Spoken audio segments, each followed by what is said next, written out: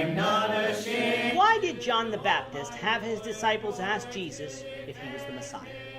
This is the question that we seek to answer today as we continue our verse-by-verse study of the book of Matthew on walking through the Bible. Of his cross. If you have a Bible with you, you can turn to Matthew chapter 11. We're going to be reading from verses 1 to 6. If you don't have a Bible, don't worry. Just follow along with us on the screen. The version that we'll be reading from is the New King James Version. So, Matthew chapter 11, beginning at verse 1. Now it came to pass when Jesus finished commanding his 12 disciples that he departed from there to teach and to preach in their cities. And when John had heard in prison about the works of Christ, he sent 2 of his disciples and said to him, Are you the coming one, or do we look for another?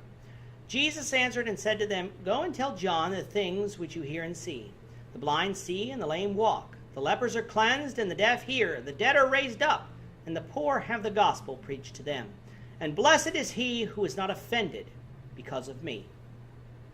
In chapter 11, verse 1, we have what Jesus did while the 12 apostles went out on the mission of teaching the gospel of the coming kingdom. What did Jesus do? He went to teach and preach in the cities.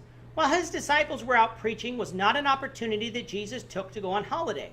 He didn't even use it as a time to go out into the wilderness and pray. No, he continued his ministry even as his apostles were out preaching. What we have recorded next has left many people confused as to what Matthew is telling us. John the Baptist, who is in prison, sends his disciples to Jesus with a question, which was, Is Jesus the Messiah, or should they look for another? The wording of the question is not confusing, for it's fairly straightforward, but it's the reason for the question that is confusing. That's because we know John the Baptist earlier in Matthew and in the Gospel of John as the one who boldly declared that Jesus was the Messiah sent from God to take away the sins of the people. John's question probably occurs 1 year to 18 months after that declaration. There are really 3 possibilities for John's question. 1, he had a wavering in his faith. 2, he was confused about Jesus' kingdom. And 3, he had ulterior motives. John wanted his disciples to believe in Jesus. Let's examine these possibilities. Option 1 is John had a wavering of faith. Being in prison can lead our mind into places that it should not go. We aren't busy doing anything else, and our mind can wander and begin to doubt things that we were once sure of. Jesus had not come to visit John in prison. He may have felt abandoned. So perhaps John needed some reassurance that Jesus was the Christ. While it is certainly possible for someone's faith to waver, I believe this option is one of the least likely options, mainly because of Jesus' response. He didn't go on to chastise John for his weak faith. Instead, later, he praised him in this chapter.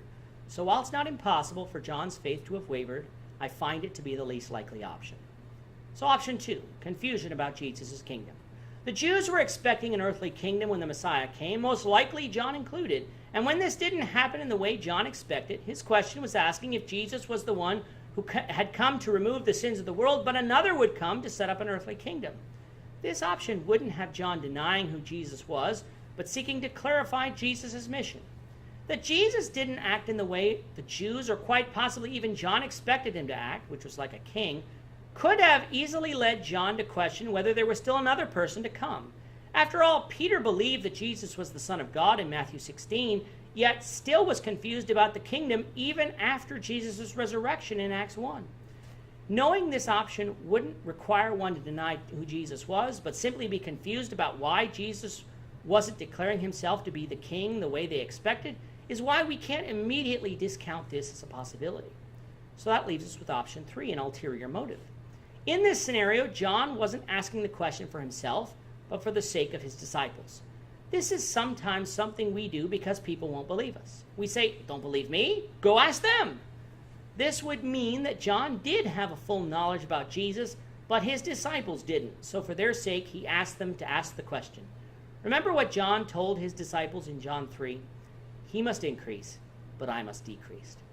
I find it quite possible that John's disciples were distressed that John had been in jail, yet still not convinced that Jesus was the Messiah, so John sent them to Jesus to find out. So which possibility is it? The fact of the matter is we're not entirely sure.